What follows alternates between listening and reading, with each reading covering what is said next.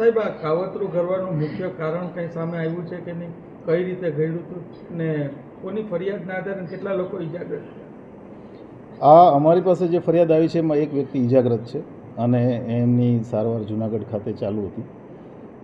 મુખ્ય કારણ જે છે એ સનાથળ ખાતે ડાયરા માટે થઈને બુકિંગ કરાવેલું અને એમાં જે કલાકાર છે એ લેટ પહોંચેલા, એના કારણે થઈ અને માથાકૂટ થયેલી. ત્યાં અમદાવાદ રૂરલમાં સામે ફરિયાદો પણ દાખલ થઈ છે અને એ બાબતે સોશિયલ મીડિયામાં વારંવાર આ જે ફરિયાદી છે એ વારંવાર રીલ મૂકતા હતા અને એને કારણે થઈને બંને બાજુથી સોશિયલ મીડિયામાં અમુક પ્રકારના આક્ષેપ પ્રત્યે આક્ષેપ ચાલતા હતા.